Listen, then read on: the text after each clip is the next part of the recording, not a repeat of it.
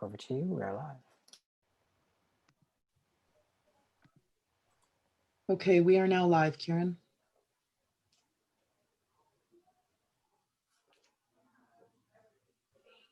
Okay.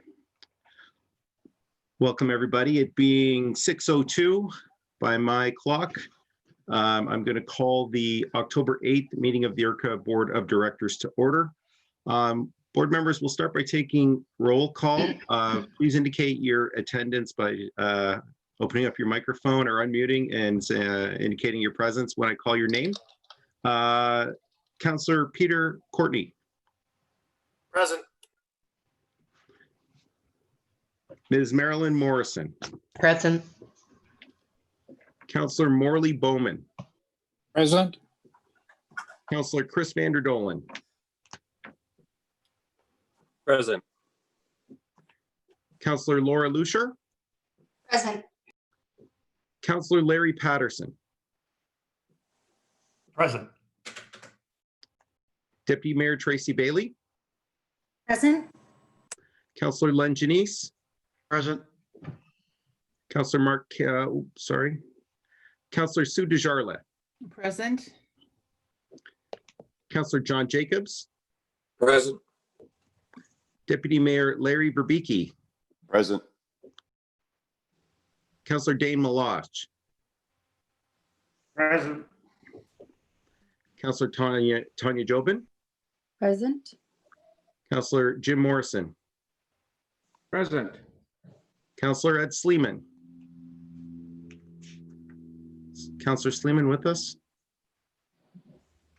No, I don't believe he is. Okay, apologies there.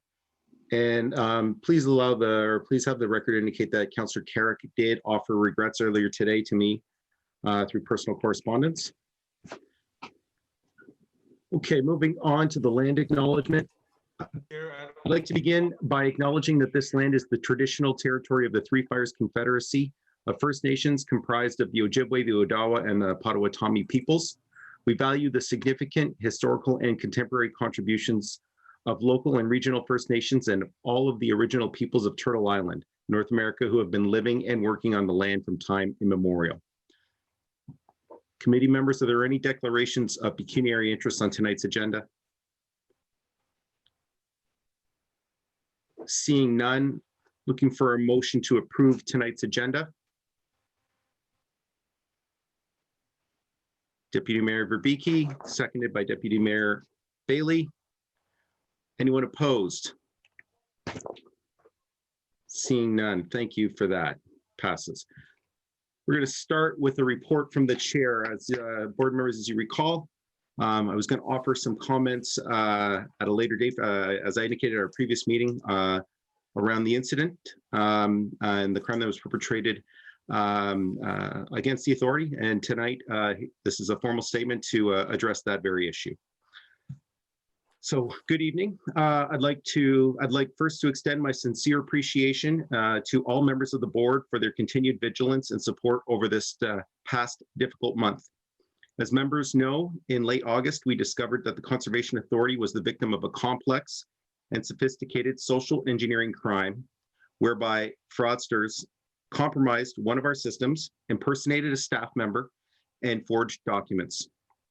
Immediately upon detection of this crime, the police, our banks, and insurers were notified. In addition to the police investigation, the board immediately launched a robust internal investigation, including a forensic audit of our IT systems. These investigations have concluded without question that this crime was perpetrated by individuals outside of the organization. This investigation has helped us identify how the security breach has occurred, and we have immediately implemented measures to better protect the organization and reduce vulnerabilities against future cyber attacks. At this juncture, there continues to be discussions with our bank and insurers to determine what, if any, of these funds are recoverable. As you'll see in tonight's financial outlook, thanks to prudent financial management over the past summer, or the past number of years, we are financially positioned to weather this storm. However, the investigation also highlighted that running an organization so leanly comes with an element of risk. ERCA's annual revenues for programs and services ranks consistently in the top 10 for all 36 conservation authorities. Now, at the same time, ERCA's operational levy funds less than 40% of its operations, placing ERCA in the bottom 5 of all conservation authorities in Ontario, and well below the provincial average of approximately 50%. As well, the epic lake levels we are experiencing have triggered a higher demand for development approvals than anywhere else in the province, with a much smaller staff complement to respond to this demand. These are matters that the board will be further considering as part of budget deliberations. I'd also like to express my sincere appreciation to Tim Burney, who has accepted the demanding role of interim general manager. Knowing the workload that Tim was already shouldering in this period of record high water levels, I certainly appreciate his willingness to accept this high level of responsibility as the executive member, executive committee, as well as I'm sure each and every one of you board members. As you know, Richard Wyma resigned from his role last week. Richard led the organization with vision, dedication, and compassion, and we certainly wish him every success as he pursues new opportunities. The board has established a hiring committee. The executive board has established a hiring committee to identify a new general manager to continue to implement the important conservation work that's needed to ensure the Windsor-Essex region remains one of the best places in Canada to live, work, invest, and raise a family. Finally, I express my appreciation to the staff. Despite the difficulties and uncertainties experienced during this cyber attack, you've continued to move forward with professionalism, ensuring the continuity of the critically important watershed-based work we undertake, and to maintain our region as a place for life. That's the formal statement, board members. I would look for a motion to receive my report. Councillor Lucier, seconded by Deputy Mayor Bichetti. Anyone opposed? Seeing none, thank you. Moving on to the no hearings today. Adoption of the minutes. We have a few minutes that were in your agenda package, board members, or that were addendums to the board, to the agenda package. The first motion is from the ERCA Board of Directors that the minutes from the September 10th meeting be approved as distributed. Looking for a motion. Councillor Vanderdolen, seconded by Councillor Desjarlais. Anyone opposed? Seeing none, that passes.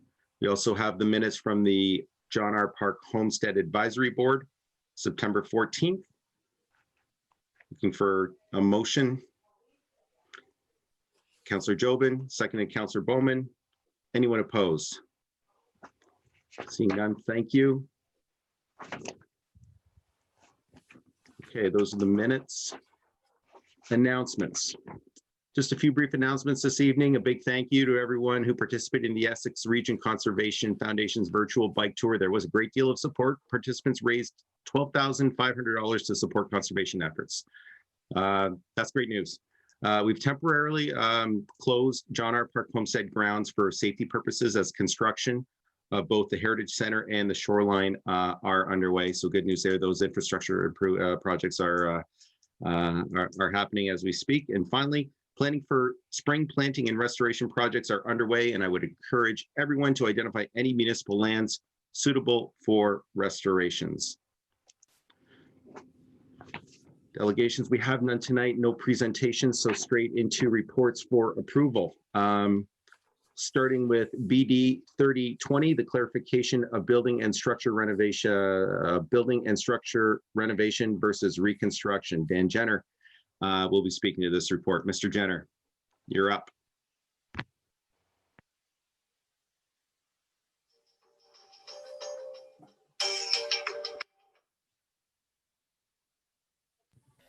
Mr. Jenner, you're muted still. Thank you, Mr. Chair, and through you with audio this time. The report in front of the board tonight is for information on a draft reconstruction matrix that staff has been working on. Through the past number of years, staff have seen significant development trends in the reconstruction or redevelopment of waterfront homes and waterfront communities. One of the most challenging things that we have faced is communicating the difference between a renovation or a repair to an existing home and a reconstruction of that home.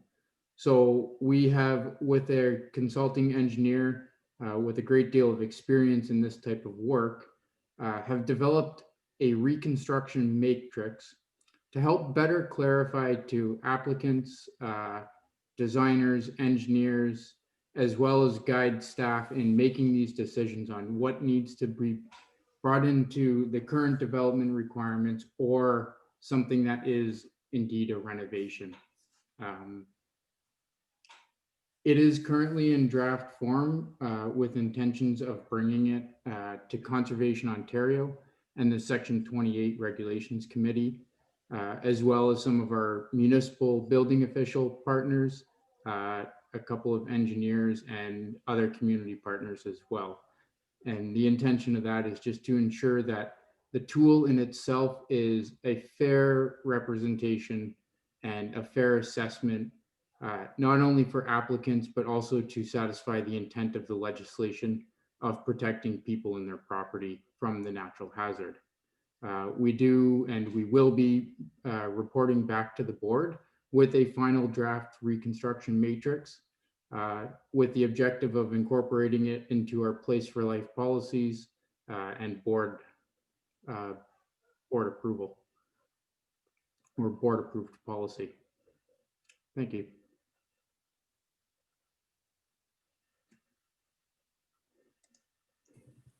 Okay, I've unmuted myself. Thank you, Mr. Jenner. Board members, are there any questions for Mr. Jenner? Bear in mind, this is an interim report and we will be getting a final draft of what he's outlined for us here this evening at a later date. Okay, seeing no questions now, looking for direction. There is a recommended, an administrative recommendation.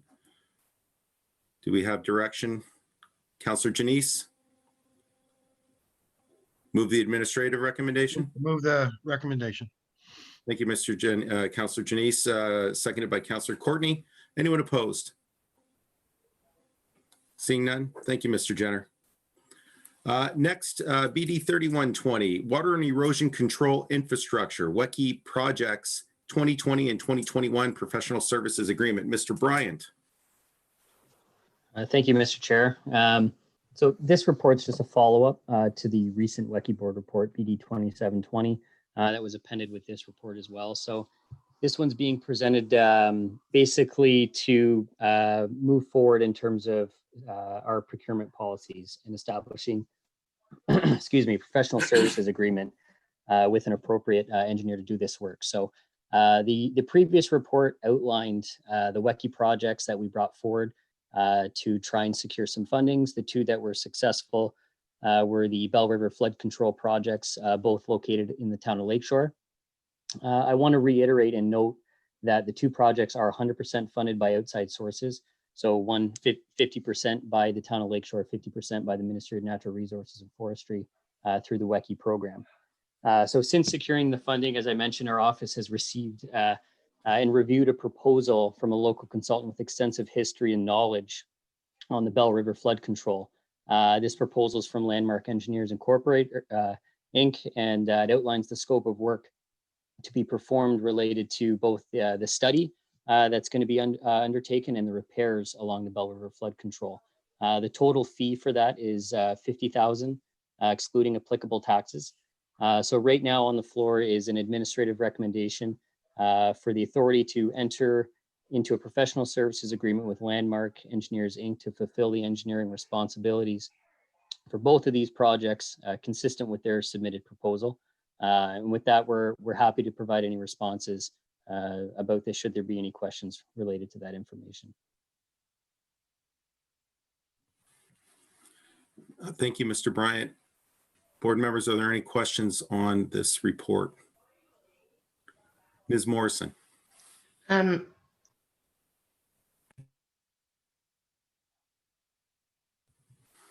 Ms. Morrison. Marilyn, you're muted. Okay, unmuted. Okay, I'm unmuted. Um, Thank you. Do we have any policies on the amount that that it would have to be in order to go out to tender? 'Cause 50,000 seems like quite a bit not to be tendered. Or is this the only company that has that expertise and therefore we go single source? Through you, Chair. So you're right, there's limits and there's thresholds related to tendering. So right now what we're doing is going through the process prior to that, which is entering into the professional services agreement, which would include creating the tender package, construction drawings, and putting that out for a tender bid, for which afterwards, once we receive that, we would go through the appropriate process with the tender committee and the board approval. But you don't do that for companies that would help put all that together. We do, and through you, Chair. So this is that process. Actually, in a nutshell, is what we do is we bring forward the request to enter into that agreement with the consulting firm to the board for approval, should it meet that $50,000 thresh mark. Mr. Bernie, I think you wanted to add something. Again, it is at the approval limit. That's why it is in front of the board. This consultant has undertaken the previous analyses and studies along the Bell River and for the Bell River flood protection project. This consultant was also the original consultant that did the works dating back into 1998 on this project. Consultant has an extensive resume and capabilities to do this type of work. And there are an extremely limited number of consultants available for this type of specialized investigation and tendering process. Okay, I just wanted to make sure that we wouldn't, since we're probably under a microscope for a while from the public, I just wanted to make sure that we weren't doing something that could be questioned. Okay, thank you. Thank you, Ms. Morrison. Councillor Malik, I saw your hand raised.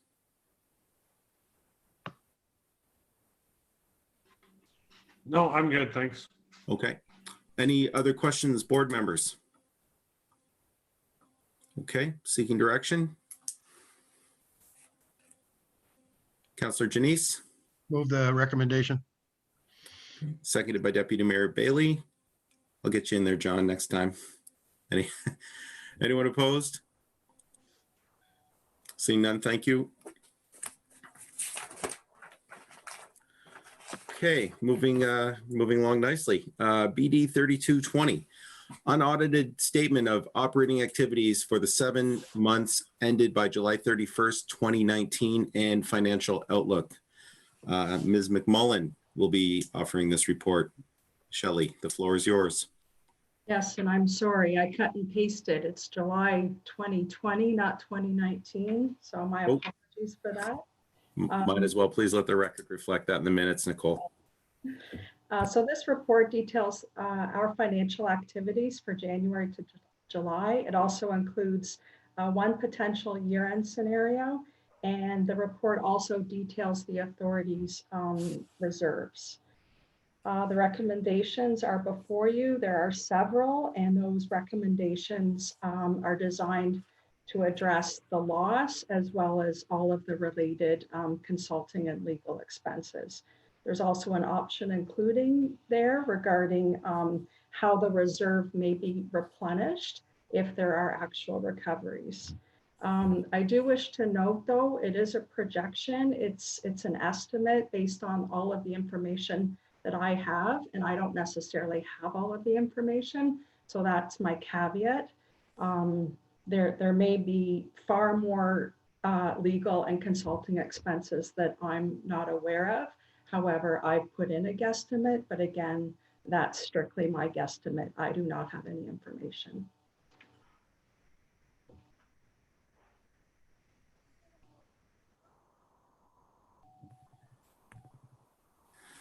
Thank you, Ms. McMullen. Board members, there's a lot here to chew on. I imagine there might be some questions.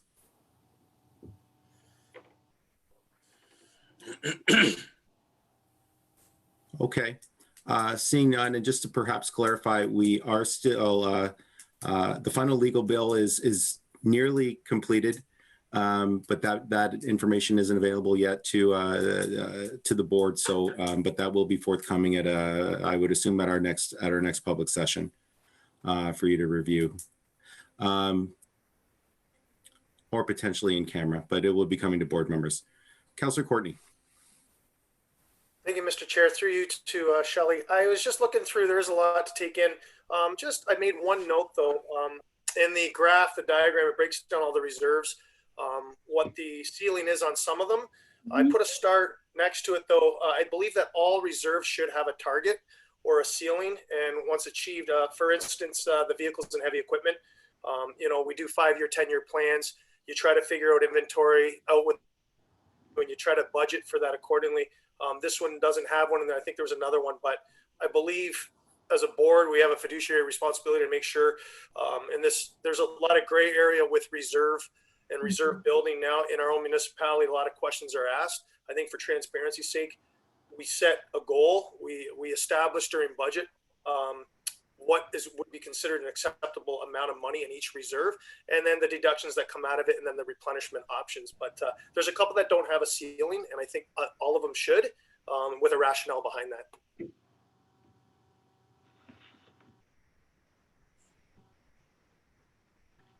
I appreciate your comment, and certainly that is the board's prerogative to further develop the reserve fund policy and set those targets. And a consultant may be needed to do that work.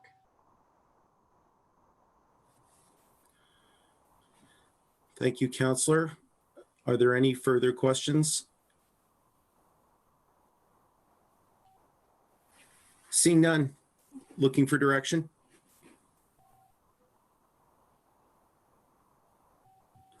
Councillor Jacobs, moving the administrative recommendations. Thank you.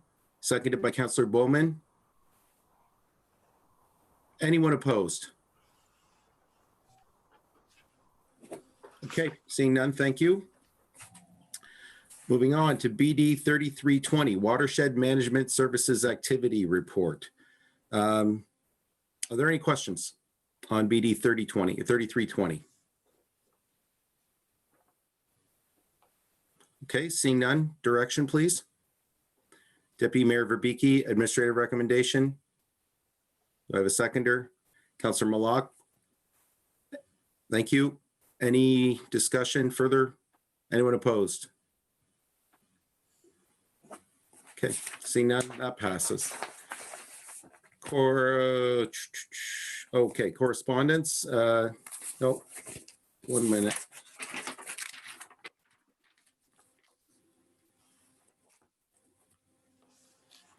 We do not have an environmental registry report this evening. Correspondence. We do have a letter from Minister ERCA looking for a motion to receive. Ms. Morrison, seconded by Councillor Patterson. Anyone opposed? Seeing none, thank you. Okay, so for those that are watching, that is going to conclude, for the most part, the public business that we have to deal with. We are going to move into the committee of the whole in a few moments. So the live stream will cease. We will come back to conduct public business once the committee of the whole business is completed.